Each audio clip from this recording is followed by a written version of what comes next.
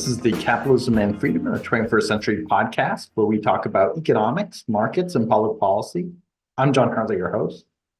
Today, my guest is Daron Acemoglu, who is the Institute Professor of Economics at the MIT Department of Economics. Daron, to many, needs no introduction. He is one of the most cited economists in the world and amongst the most influential. He's a leading scholar in labor economics, development economics, political economy, economic history, and economic theory, as well as one of the most prominent advocates for institutions as a fundamental cause of growth, and a leading voice on artificial intelligence and its implications for society. Daron is the author of many very popular best-selling books, including Why Nations Fail, The Narrow Corridor, and most recently, Power and Progress. He was awarded the John Bates Clark Medal in 2005, among many other of the field of economics top prizes, and is viewed by many as a future winner of the Nobel Prize in Economics. Today, I'm going to talk with Daron about his thoughts on what sorts of institutions are the ultimate cause of economic growth, as well as what he thinks about artificial intelligence, among many other questions on the current state of workers, firms, and political economy. Daron, it's such an honor to have you on. Thank you, John. It's my pleasure. Thanks for having me on your program. I want to start with your personal background because I feel that so many are intimately familiar with your academic work and your popular writings. Many people may not know Daron, the individual, that well. Daron, you grew up in Turkey, where you went to high school. Your father was a lawyer and a university professor. Your mother was an elementary school principal. I read in a 2010 interview, you said that you spent a night in jail in Turkey because you were an unlicensed lorry driver and police had made some arrests because of some haphazard laws. You also said that you were not able to go back to Turkey because you left without doing military service. But I know since you've advised the CHP there, which is the party in opposition to Erdogan, we could talk more about that later. But I'm just curious, you moved after high school, you moved to the UK. You did your undergrad at the University of York and then your PhD at LSE, where you were a star student under Kevin Roberts, who also advised Thomas Piketty. And after spending a year as a lecturer at LSE, you've been a professor of economics at MIT for the past 30 years. I'm curious, at what point in your life did you say, aha, I want to be an economist and an academic? Was there a point where you said you really wanted to study economic growth? Did your upbringing as an Armenian in Turkey influence you in any way? Was there anything in graduate school at LSE or in your undergrad that was particularly formative? Yeah, I think you've summarized most of my bio extremely well. And indeed, it was my experiences during my formative years in Istanbul as a high school student, as a minority, and perhaps as somebody who was interested in politics, that made me initially intrigued about economics. In particular, as a teenager, I thought economics was very different than what I later discovered it to be. I thought it would be about sort of big questions such as democracy, growth, political opposition, repression, and so on. And growing up in Turkey, first in my early teens as a military dictatorship, then as a sort of a controlled transition to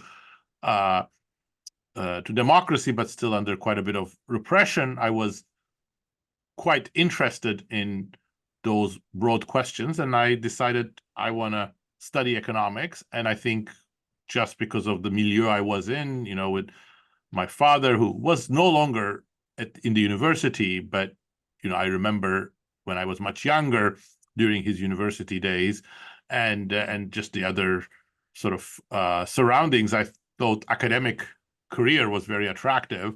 It would give you intellectual freedom. It would give you the ability to sort of learn stuff, which appeared like an interesting very indulging career when I was a teenager, but I had no idea what economics was about.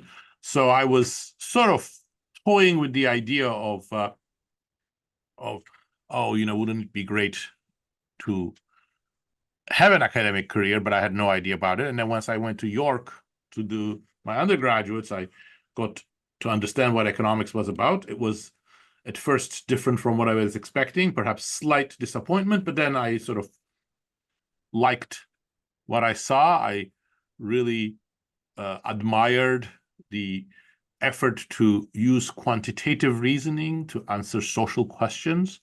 To the extent that you see that in an undergraduate program, to the extent that as a very young person I could appreciate it, but it sort of appealed to me. And I think towards the end of my undergraduate years, the idea of a PhD was firmly established in my mind, and the idea of an academic career was looking even more sort of concrete than it was when I was a high school student. But then I didn't want to go into that, with my eyes shut. So in the summer between the end of my undergraduate and my master's, and the first summer after my master's, I actually, sorry, no, the other way around. In the year before the end of before my last year of college and the year between undergraduate and master's, I did go and intern at a bank in Istanbul, and I didn't like it very much. So I became even more determined to have an academic career.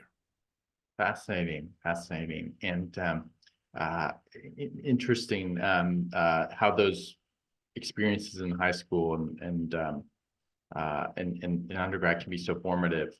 And it's amazing, the career you had, and or the way in which you're continuing to publish is many are in awe, to say the least.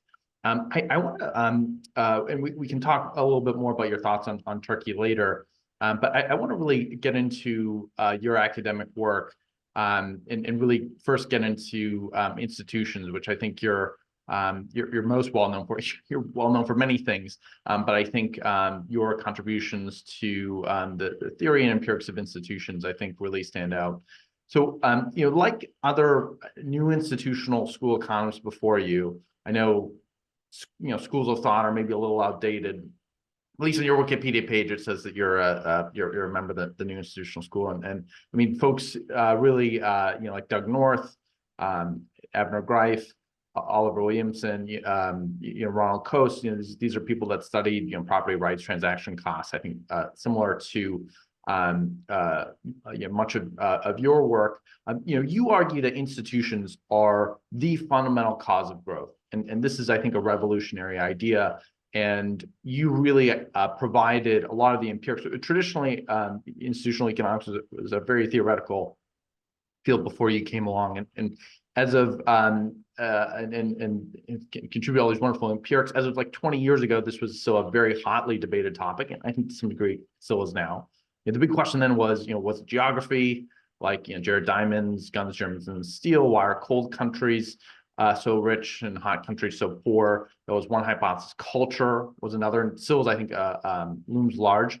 Think things like Max Weber's Protestant work ethic, arguing that Protestant countries are richer than Catholic countries, and that there's something cultural at play there, and there's many other areas of culture. And then the third is institutions, like you argue for in your bestseller, Why Nations Fail, with James Robinson, which is one of my favorite economics books of all time. I highly recommend it. If any of our listeners have not read it, you're listening to this podcast, I highly recommend that you go out now and buy it. Now, what do we mean by institutions for the listeners out there that aren't familiar? We can think of them as arrangements like property rights, rule of law, government policies. To me, it's pretty obvious that institutions matter a lot. You look at North Korea and South Korea, pre the Korean War 70 years ago. Look at them now. Enormous gap in economic activity between the two countries. A great point you made in why nations failed. Also, look at the border towns across the U.S.-Mexico border. Another example, you give massive differences in income, and even though they were part of the same country just a couple hundred years ago. I know that occasionally there's some hard critics of maybe the data in your colonial origins paper, and I think like at some level you look at these examples, and I think it's just so clear the institutions matter a lot. But I think we can, and there's lots of others that we'll debate the degree to which culture and geography shapes and influences institutions, and what came first. I think maybe that's a healthy debate, but there's no question that institutions are essential, indispensable, for the reasons that we've just talked about. I think a Nobel Prize winning contribution on your part, easy. But I think the harder question now is which institutions matter and why. Nobel Prize winning economist Doug North defined institutions as rules of the game. Now I think that definition may be a little bit too broad. We have formal institutions like property rights, rule of law, but then there's also informal ones that some people like to talk about, like trust. Yes. And at some level, I think anything and everything becomes an institution, which kind of makes the definition meaningless under how some people define it. But I think your definition makes some progress. You have this famous taxonomy of inclusive institutions versus extractive institutions. And often I think you refer to more formal type of institutions, so things that involve government in some way often. And I correct me if I'm wrong, but by inclusive you mean things like evenly distributed property rights, rule of law. By extractive you mean things like slavery during the colonial period. I fully agree with you that these are examples of institutions that have helped and hurt growth respectively. But I want to challenge you a little bit on this definition, and may venture to hope even improvement. I'm curious, and you mentioned this a little bit in Why Nations Fail, as sort of a rival school of thought on growth. I'm curious, why not liberal economic institutions versus illiberal economic institutions as a fundamental cause of growth? Obviously, without regulations and predictable, equally applied laws, markets won't work. So we do need some government. We do need rule of law. We need courts. But on the question of liberal institutions being the ultimate, liberal economic institutions being the ultimate sort of a fundamental cause of growth, where do you think that idea goes wrong? And this is maybe an idea that was perhaps expanded by, say, the Chicago School and others to various degrees. They've, for some strange reason, those folks never use the word institutions. I think the law and economics people don't seem to see eye to eye with the economics institutions people, even though they're saying the same thing. But I'm curious what you think about that argument. So, I mean, I think, first of all, thanks for that excellent introduction. The passion about institutions actually goes back to my formative years also. In some sense, the questions that motivated me were about institutions. And I think at the time, of course, I didn't have a very clear understanding of any of these things or any definition. But I think my thinking and what drew me into economics was a broad understanding of institutions, like the fact that there is more repression or less media freedom. I think those are institutional features because they are critical about how politics works and politics affects economics. And the inclusive extractive economic institution versus inclusive extractive political institutions discussion was trying to get at that. So why did we have to define inclusive institutions rather than just say refer to something existed like liberal market institutions or something like that? And I think part of the reason is because either there is already very big disagreement about what liberal market institutions mean, or I think in that particular case, at least a dominant interpretation is something I disagree with. So, for example, I think the simplest interpretation of the liberal economic or liberal capitalist or whatever you're going to call it would be deregulation is actually good because you're reducing the scope for the government. And I think deregulation is in general quite dangerous because you need the regulatory infrastructured guardrails for what James and I call inclusive markets, markets in which, you know, the weak players cannot be easily taken advantage of, and people have the sort of the tools for participating in market transactions on equal terms. So for that reason, I think the sort of the Chicago liberal sort of line would be somewhere where I wouldn't want to put the line in, because I think it would bundle a sort of a de facto version of extractive institutions where organizations like corporate organizations are too powerful relative to both their consumers and workers. And I think that's a very, very healthy debate to have, because it's actually an empirical debate. I don't think, you know, I don't think it's been useful to have this as if this is a theoretical debate. So I am second to none in my respect for Adam Smith. He was an amazing philosopher, and his ideas were truly path-breaking. I always tell people, you know, Samuelson was wrong. You know, the famous story where he was asked by Stanislav Ulam, you know, what's a non-trivial result in economics? And he said Ricardian comparative advantage. Well, actually, I think the ultimate non-trivial result that nobody outside of economics would have guessed is the first welfare theorem. It's an amazing result, but it is a theoretical result. And it is wrong to have a discussion about American markets as if Smith answered that question. It's an empirical question. Smith's amazing first welfare theorem doesn't apply in the real world because there's monopoly power, there's informational issues, there is bargaining over key issues. So I think it's an empirical matter which regulations help and which regulations don't help. And I think ex post, I think it's fairly clear that deregulation of finance has not been a fantastic idea. I think deregulation of airlines was a good idea for a while, but then by allowing too many mergers, now we may have again swung the pendulum. So I think we need to have a much more case-based approach to that, and liberal versus non-liberal, I think, doesn't quite answer that. It's fascinating. I agree with you on you know, financial regulation. It's interesting. The Chicago folks, you know, the free banking thing, which is at some level, I guess, quite regulatory in the sense that you know, the idea that you have to have fully backed banks, but and you know, the idea of having capital standards that are, you know, 100% equity and so forth.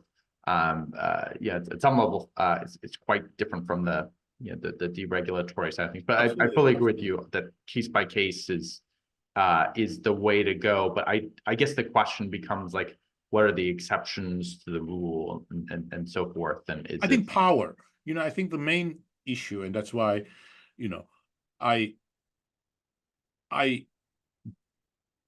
am very happy to be bundled with Doug North and Oliver Williamson, you know, who are inspiring figures. But what I view as slightly different in my emphasis from the new institutional economics is that for me, power is central. Whereas Oliver and Doug never really grappled enough with who has power in economic relations and social relations enough. So in some sense, the older institutional economics tradition was more sensitive to issues of power. And Doug's great sort of advance there was to sort of bring in the neoclassical elements, property rights, incentives, markets, and so on. But power fell by the wayside. And I think economics is enriched when we take power more seriously. And I think that's the place where we really need to think much more empirically as well as conceptually about regulation, because I think one role of regulation is, and that's why representative government is key, is that the government has the capacity to be a very bad actor. Of course, we've seen that in history, but it also has the capacity in the form of representative government to bring regulations and laws and other practices that protect the weaker players and therefore level the playing field when power is such an important element. Yeah, I think that's a fascinating point. I think what you bring to in a lot of your work to the table, what's new is really political economy dynamics. And I think and this is segmented into my next question, but yeah, it's interesting to think about, well, you could have a very economically liberal regime, say Chile for the Mhm. past 40 years, Chile after Pinochet, but ultimately if it ends up in some sort of high inequality Yeah. state where people get very upset, and that brings in a Boric, like effectively ushers in Yes. a socialist government. It's not really a stable long run It's equilibrium. not, but I think it's even deeper than that, because the example that you give, I think is, I don't disagree with it. You can, if you overemphasize a particular aspect, you're going to have a backlash. But there is a deeper point, which is that unregulated markets themselves dig their own graves, not just because of the backlash, but because they are often going to create such power inequalities that they will have none of the aspects that we normally associate with markets. Nothing that Adam Smith, who was a very, very deep thinker, of course, very, very aware of these inequities and imbalances, he would not have recognized that. And I think the best example of that is actually Russia. Russia, after the Yeltsin reforms, for a couple of years, tried to be a very free market. Of course, we can talk about the details, and there were many aspects that weren't true. But wherever they actually tried to apply, with some support from experts from the economics community as well, those free market principles, they created incredible inequalities, and they created the beginning of the oligarchs, and they created the beginning of the rent-based economy that then Putin has so perfected. So I think that's an even more telling example than Pinochet's Chile about the immediate dangers. That's fascinating. So here's my, I guess, next big question.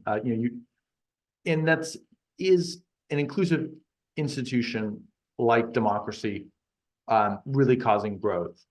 You've written a lot on this. You have most recently your JPE paper, Democracy Does Cause Growth. You use Freedom House Poly 4 data as a measure for democracy. And you find that after a good number of years, in fact, decades after countries democratized or improved their Freedom House Poly 4 scores, that there's greater economic growth in those countries compared to those that don't.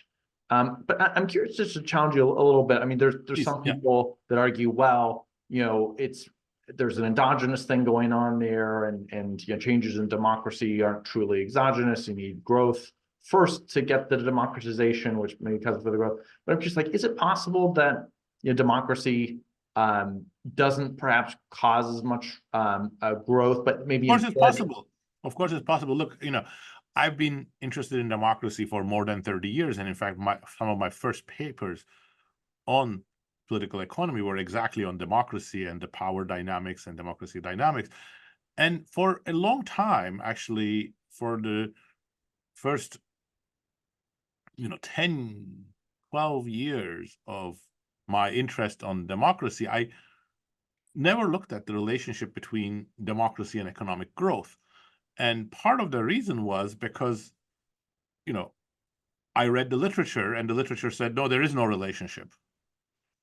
And I said, fine, okay, I'll take that. And I didn't think that was crazy. And I didn't think that was crazy because I can see why the process of democratization is going to create a lot of tensions that could be distortionary, and democracy itself is not a economic system that's in any way optimized for generating economic growth. Democracy is going to, if it functions, it's going to create forces towards redistribution, and that redistribution may sometimes not be good for growth, sometimes may be good for growth. Democracy is going to create new pathways for conflict over resources, and that may not be great either. So I always believed that democracy was necessary for long-run systems that are stable and representative and accountable. But I thought, well, it may or may not be good for economic growth. Then when I finally started looking at the data, it's sort of the evidence was so clear and overwhelming that democracies actually do better economically, not because they're a perfect system, but the alternative is already so bad. And you see that in historical data, and you see that in post-war data. And I think in all of these cases, of course, reality is more complicated. And I think there is a question as to whether whatever we learn from, the 6 decades that followed World War II would translate to what's going to happen in the 21st century. I'm completely open to the hypothesis that in the 21st century, things are going to be different. But then we should understand how different they're going to be, and we should have the evidence for it. But the following seems to be very clear, which is that democracies are redistributing more, they tax more, and they invest more in health and education, and somewhat weaker, but they're also better at dealing with monopolies and regulations and so on. So if you believe the IMF numbers, for example, on market opening, democratization is associated with market opening. So it shouldn't be like a complete shock to economists that in the medium run, in the 10 to 20-year horizon, which is where we find our effects, democracies are associated with faster growth.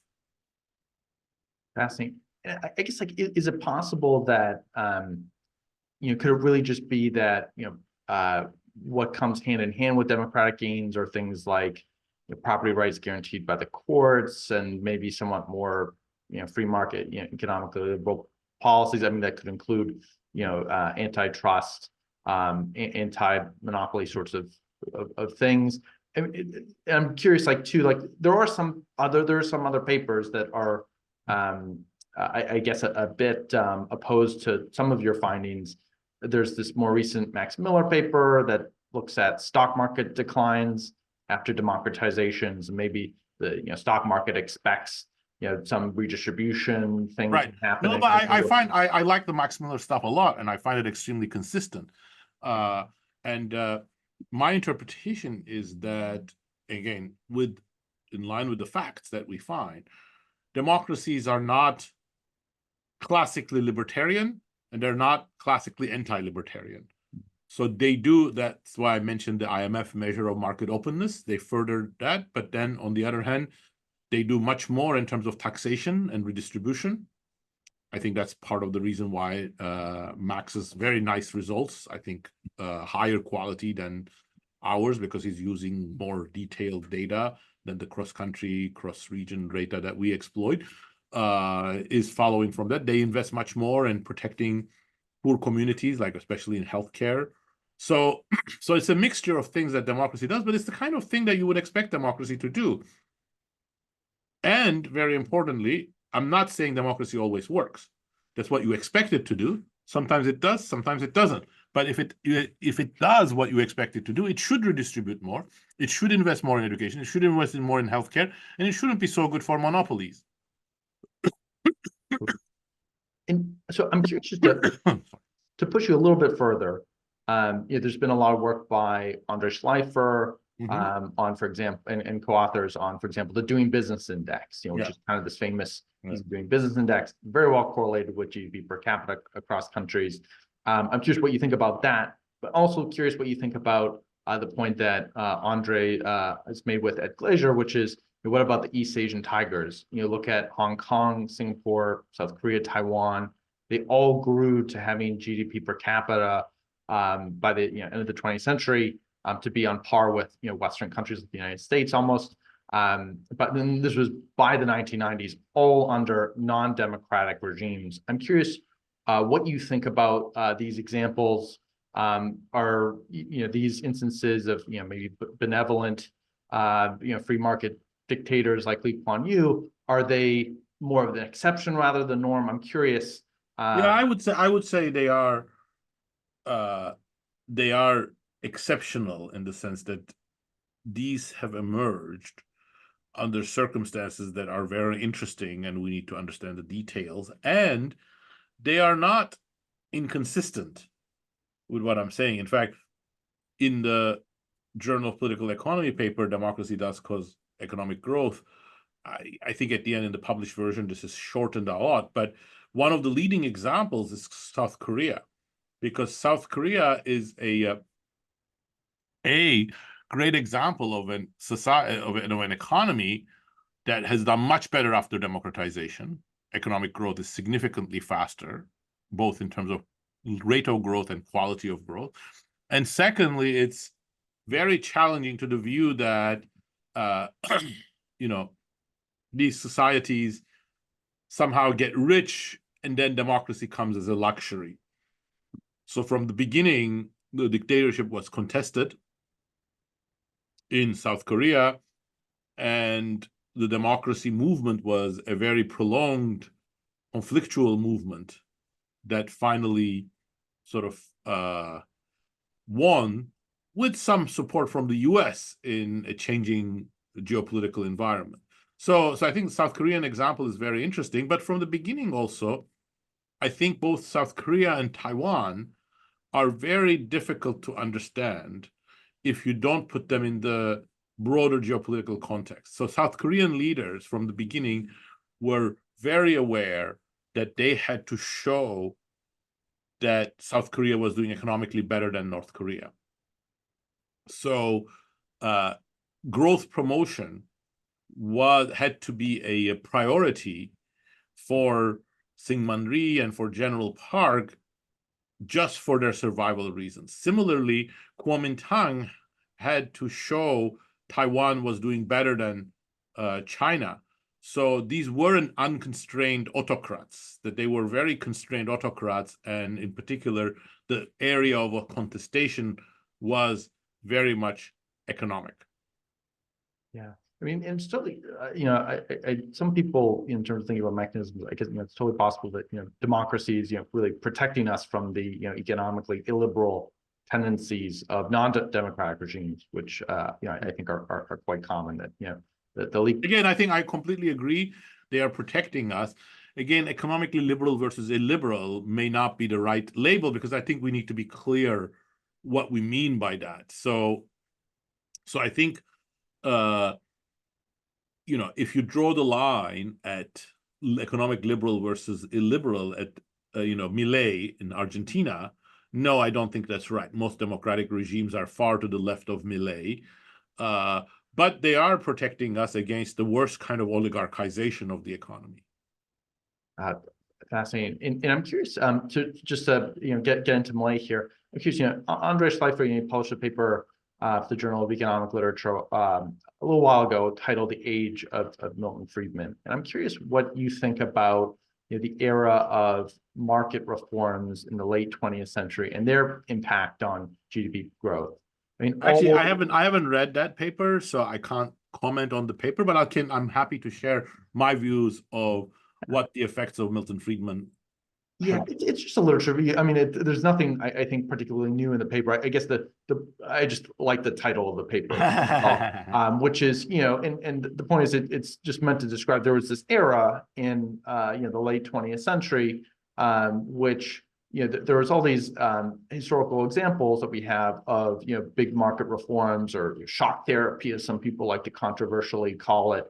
You know, think post USSR Eastern Europe. Think East versus West Germany, you know, Eastern Germany, Eastern Europe growing after USSR, Deng Xiaoping, China market reforms in the 1980s, India under the Rao reforms of the 1990s, you know, Chile after Pinochet. Think, you know, Javier Milei, as you mentioned, and what he's currently attempting to do now in Argentina, trying to transition it away from, I'd say, a relatively state-influenced economy to a more market-oriented one.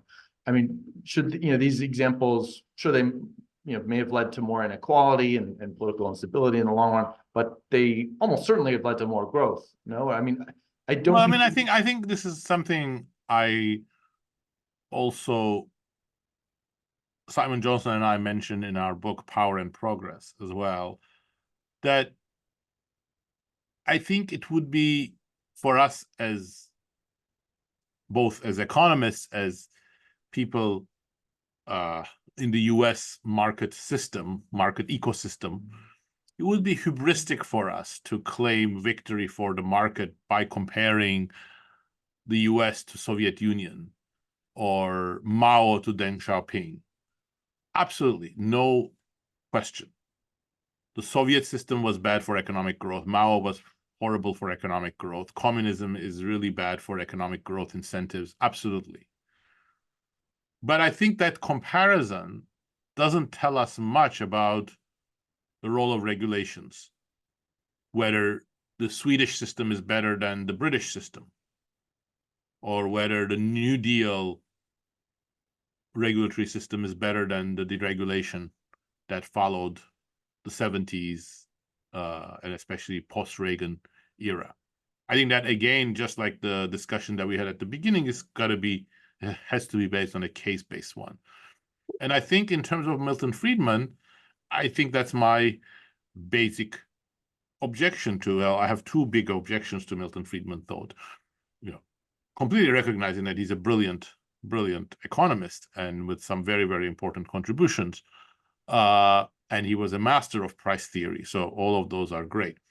But Milton Friedman frames the question as if there is a clear answer implied by the first welfare theorem or the Adam Smith's invisible hand. And I disagree with that. I think it's a case-based one, and it's not, it's it's very clear. It's not, it's open and shut as far as I'm concerned, that the Soviet system was much worse for economic growth than what the West had or what the United States has, but not because of Adam Smith's first welfare theorem.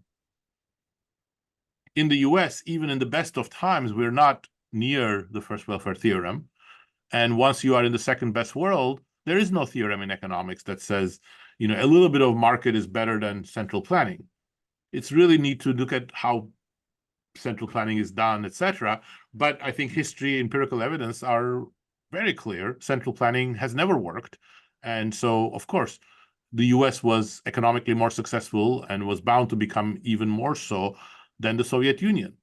But that, again, doesn't tell us about Sweden versus, the US. So I think that's where we have to use case-based analysis. Now, the second problem I have with Milton Friedman, I think, is his influence through the responsibility of business is the only social responsibility of business is profits. I think that's actually a deeper problem I have with Milton Friedman, because I believe that really pushes us in the wrong direction. I'm an economist. I love markets. I think the market system has amazing properties. And I believe there are forces along the invisible hand. But just like Adam Smith never believed that people being purely selfish was a good foundation for a community, nor was it a descriptive way of understanding the world. And I think Friedman pushed business executives to be excessively focused on shareholders, and especially short-term shareholders, at the expense of more positively cooperative ways of forging relations between workers and capital that would have been much better, and that was much better when it functioned.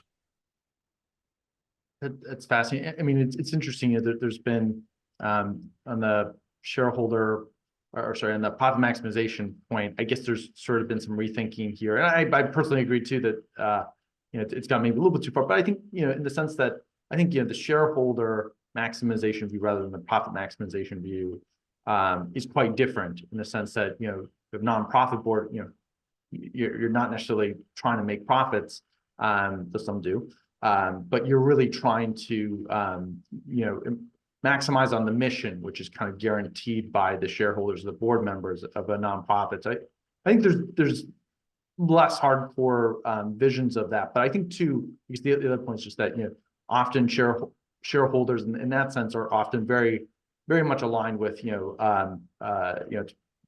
it's in their interest to maximize on the customer experience and those of other Absolutely. stakeholders. So I don't think that, shareholder maximization. I think the shareholder shareholder maximization and the customer side is very interesting, because if you go after short-term shareholder value, then you would really do badly. If you go after long-term shareholder value, then you might do better. But it's still just emphasizing shareholders really sours the relationship between labor and capital. And I think that's very important, because we need more cooperative relations between labor and capital in all market systems, in all societies. And I think the natural tendency of many, not all, but many business executives would be, my company is suddenly doing much better. We're making 20% more profits. I'll give a little bit of a raise to my workers as well. They're part of the community here. They're part of the identity of the organization. It would be heartless. It would be counterproductive to say, no, your outside options haven't increased, so therefore I'm going to take all of this money myself and I'm going to give it to a few shareholders, but no crumbs to you.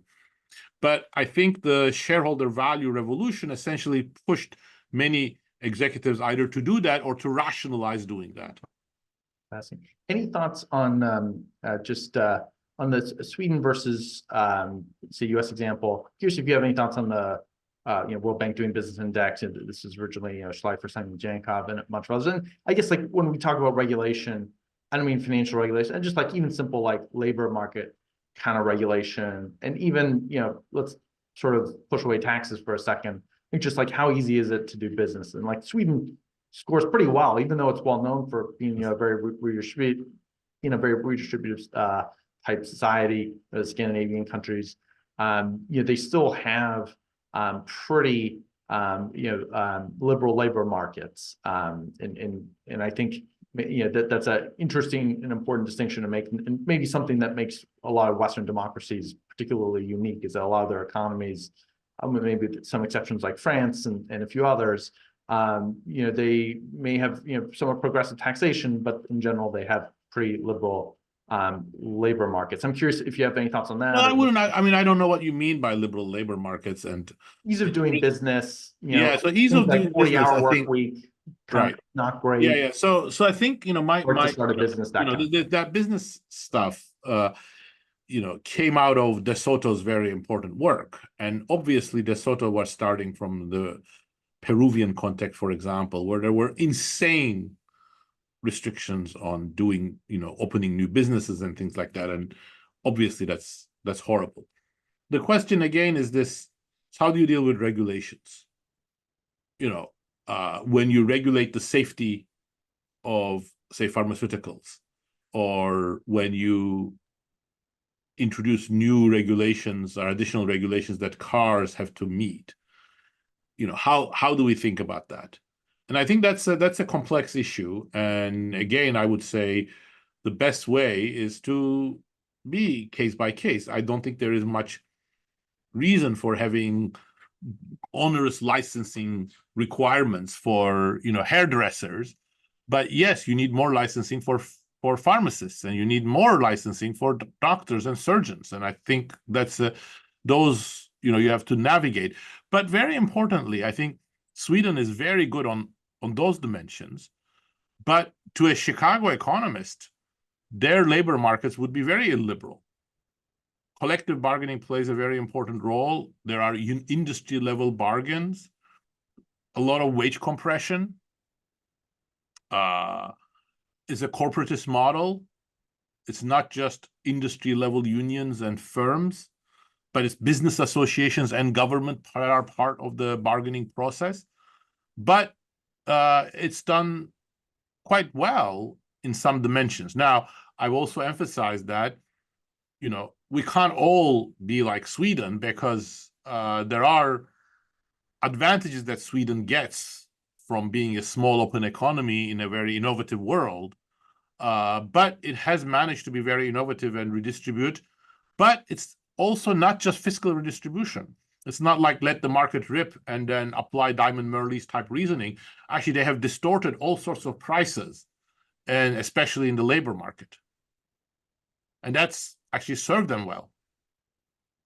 It's a fascinating point. I think totally a fair point on thinking about things on a case by case basis. I want to just transition to AI and directed technical changes, the focus of a lot of your recent work, in particular your most recent book, Power and Progress, which co-authored with Simon Johnson, where you argue that the gains of innovation have not been distributed broadly in history without some sort of political, economic, and social struggle against the elite. And you also argue that automation or automating technologies are somewhat different than other technologies, and that there's real risk of having unevenly distributed negative labor market consequences when technologies like say generative AI are substitutes instead of complements to human labor. I'm curious, like, what do you recommend we do to make generative AI more complementary towards humans? I know you've also spoken a bit in the book about potential for regulation. I'm curious, should we be doing anything right now in your mind today, policy-wise, in your mind? I think thanks for bringing it to that topic. I think a good segue into that is actually build on what we were just talking about in terms of Sweden, power, etc. And yes, I think there are some forces in the market system that create trickle down, but they're not unconditional and they're not always very powerful. And I think one way of understanding that is actually look at early 19th century factories. Early 19th century factories are a perfect specimen of why we should really worry about power. Workers were powerless against large employers because they did not have great employment opportunities outside of it. The conditions in the factory were very harsh, repressive, and they couldn't even ask for better conditions because any type of arrangement that smelled of collective bargaining was very heavily prosecuted. They didn't even have options for improving their lot by, say, looking for another job, because those were discouraged sometimes by law, sometimes by norms, sometimes by the power of employers. So that's the sense in which I think you have to put Sweden in a historical context, and you have to put power into the story, that a more shared prosperity model in the UK, I don't think would have been easy or feasible at all without the trade union movement emerging.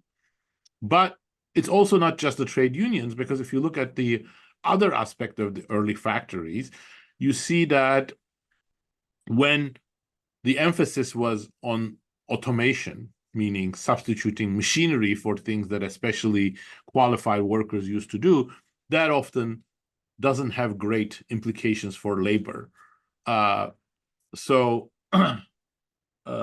For instance, if you look at the most dynamic sector of the British Industrial Revolution, textiles, weavers, which was one of the jobs that was automated in the early 19th century, they experienced an almost a drop to their wages to almost 1/3 of the level that they were before automation.